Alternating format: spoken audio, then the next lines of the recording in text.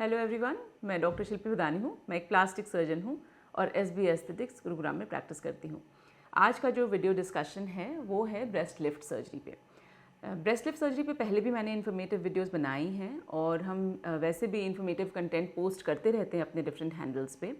और इस चैनल पे भी और वीडियोस हैं, इनका लिंक हम आपको डिस्क्रिप्शन बॉक्स में देंगे, आप उन वीडियोज़ को भी देख सकते हैं। अगर हम प्रॉब्लम स्टेटमेंट की बात करें कि ब्रेस्ट लिफ्ट क्यों रिक्वायर्ड होता है, तो प्रॉब्लम स्टेटमेंट एक्चुअली उसके सोर्सेज बहुत हो सकते हैं। या तो जो सबसे कॉमन है वो ये है pregnancy related breast sagging, second is ageing related breast sagging. तो ये दोनों मेजरली हमें देखने को मिलते हैं इन कैटेगरी ऑफ पेशेंट्स में ब्रेस्ट लिफ्ट सर्जरी की रिक्वायरमेंट होती है। तो जो एक दूसरा और एक कैटेगरी है वो ये है after weight loss.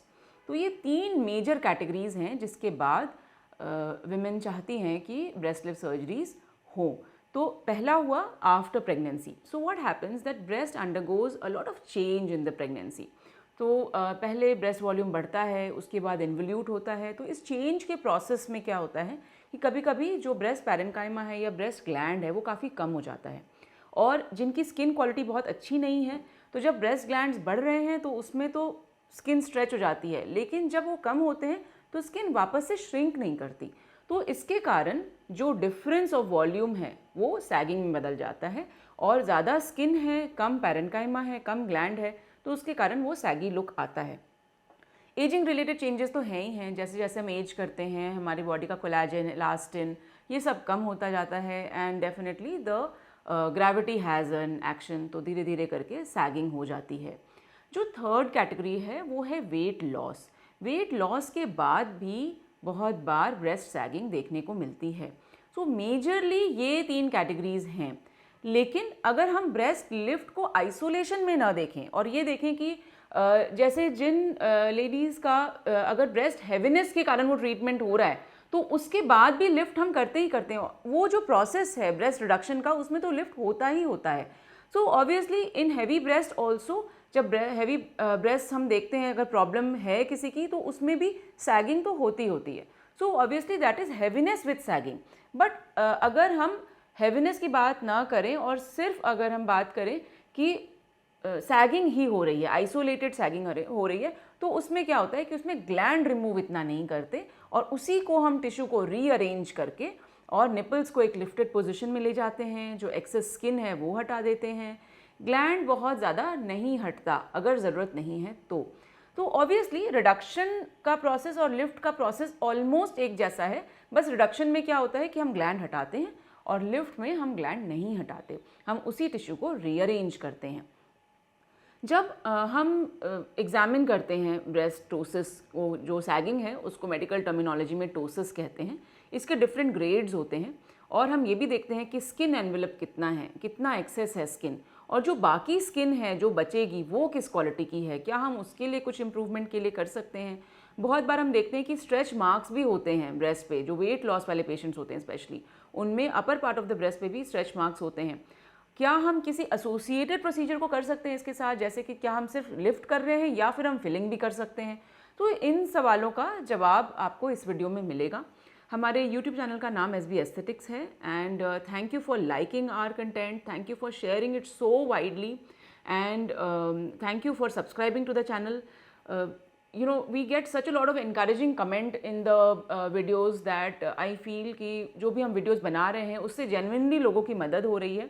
And I really appreciate when you leave feedback on the channel, on the videos, क्योंकि हमें इससे क्या है कि फीडबैक मिलता है और हमें लगता है कि हाँ, हम इन वीडियोस को और बेटर तरीके से बनाएं या फिर हम और ये एक्स्ट्रा इन्फॉर्मेशन प्रोवाइड करें so that you can be helped. Coming back to the topic now, breast lift, अगर हम ब्रेस्ट सैगिंग की बात करें तो I just like to discuss with a few cases ताकि थोड़ा एक्सप्लेनेशन में आसानी हो। अब आप देखोगे अगर कि ये जैसे सैगिंग है तो ऑब्वियसली ये जो निप्पल का एरिया है वो बिल्कुल यहाँ पे नीचे है। तो जो टोसिस की डेफिनेशन है, सैगिंग की जो डेफिनेशन है वो निप्पल पोजीशन से है बेसिकली। तो जो इंफ्रामेमरी क्रीज होता है, जो ब्रेस्ट के अंदर का जो नीचे का जो ग्रूव होता है वो हमारा इंफ्रामेमरी क्रीज का हिस्सा होता है। अगर निप्पल की सैगिंग या निप्पल की पोजीशन उससे लो है या उसके नीचे है तो ये हम ब्रेस्टोसिस मानते हैं, मतलब सैगिंग मानते हैं मेडिकली अगर हम डिफाइन करना चाहें तो जब भी हम ब्रेस्ट लिफ्ट सर्जरी करते हैं तो निप्पल की पोजीशन को ऊपर करना ज़रूरी है, उसी से ही लिफ्ट का जो रिजल्ट है वो आता है। तो nipple position correction is very important. Now what else can we do? जैसे आप अगर इसमें देखेंगे तो ब्रेस्ट हैवी नहीं है, बहुत सैगिंग है, और इन पेशेंट को ये भी नहीं चाहिए था कि मेरा साइज़ जो है वो कम हो। In fact she wanted a little rounder breast, Fuller breast, but she did not want any silicon implants. अगर हम एक तरह से ये माने कि लेट्स से दैट इनको अगर मान लीजिए चाहिए था कि वॉल्यूम भी बढ़े और हम इम्प्लांट भी यूज़ करें और सैगिंग भी ठीक हो जाए, तो अगर हम सिर्फ इम्प्लांट डालेंगे तो उससे माइनर लिफ्ट होगा इस केस में। वैसे इम्प्लांट डालने से भी लिफ्ट होता है, लेकिन वो उन केसेस में बेटर है जिसमें कि जो सैगिंग है वो बहुत ज़्यादा ना हो। लेकिन अगर सैगिंग थोड़ी एडवांस डिग्री की है तो डेफिनेटली एक लिफ्ट प्रोसीजर चाहिए। लिफ्ट प्रोसीजर में मेनली दो चीज़ें होती हैं, एक होता है निप्पल का रिपोजिशन, दूसरा होता है जो एक्सेस स्किन है उसका रिमूवल।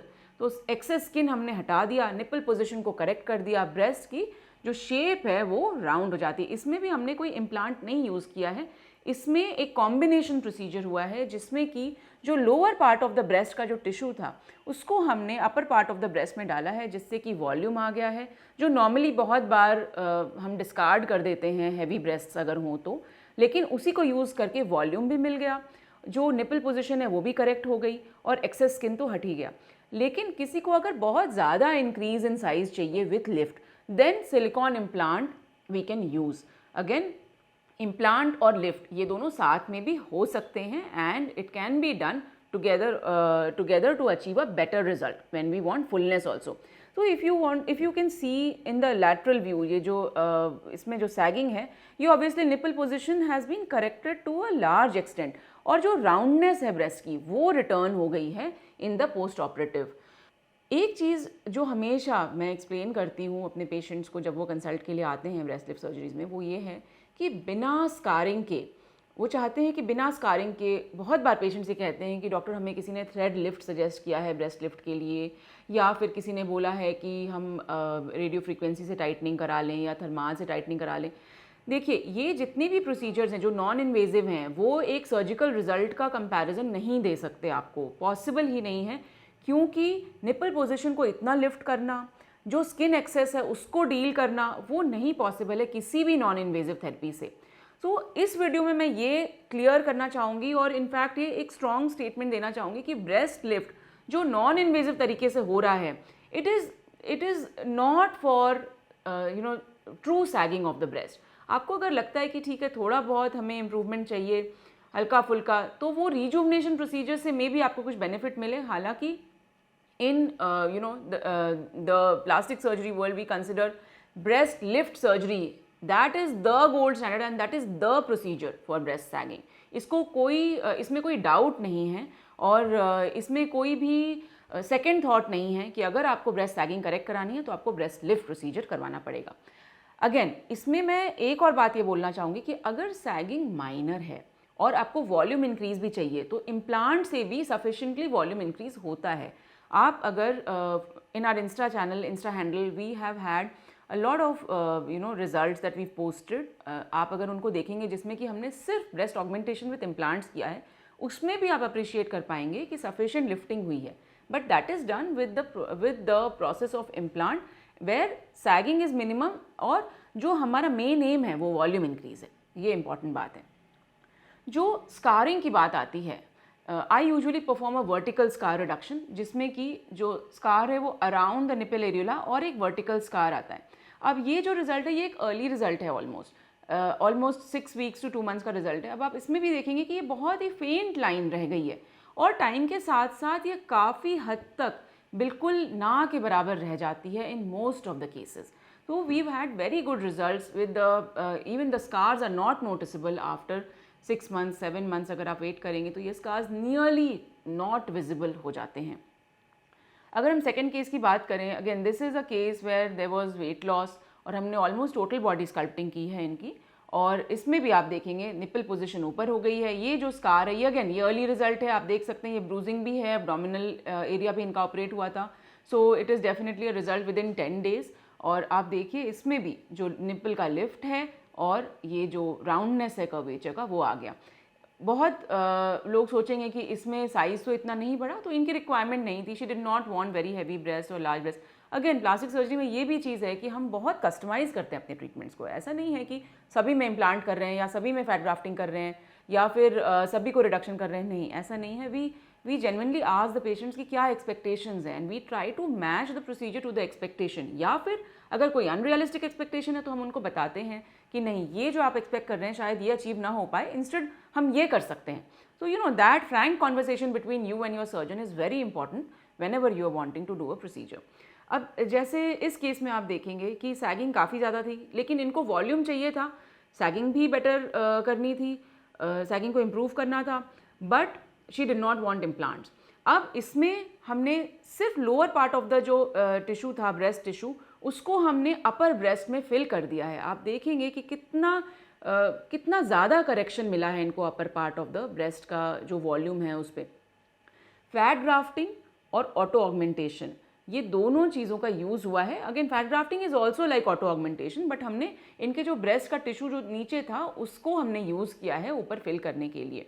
तो फैट ग्राफ्टिंग भी की है, वो टिश्यू भी यूज़ किया है और लिफ्ट भी किया है। So it's an auto augmentation mastopexy. Mastopexy जो टर्म है वो एक टेक्निकल टर्म है ब्रेस्ट लिफ्ट के लिए। तो आप इसमें देख सकते हैं कि जो डिफरेंस है वो काफ़ी ज़्यादा आया है। अब ये एक स्पेशल केस है जिसमें अगेन जो टोसिस थी, वो सैगिंग जो थी, आप देख सकते हैं बहुत ज़्यादा नहीं थी, बट इनको करेक्शन चाहिए था और इनको स्कार भी नहीं चाहिए था बहुत ज़्यादा।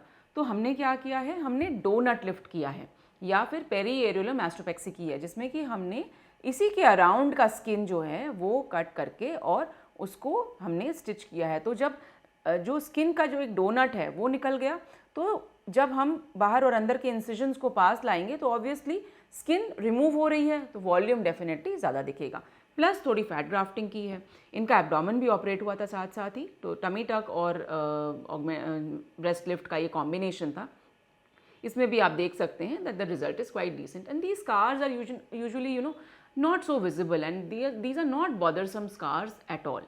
So any non-invasive procedure, whenever you are planning to invest your time and money in any non-invasive procedure like thread lift or any kind of massages or creams or whatever, they will never compare to any result which is with the surgery will give you.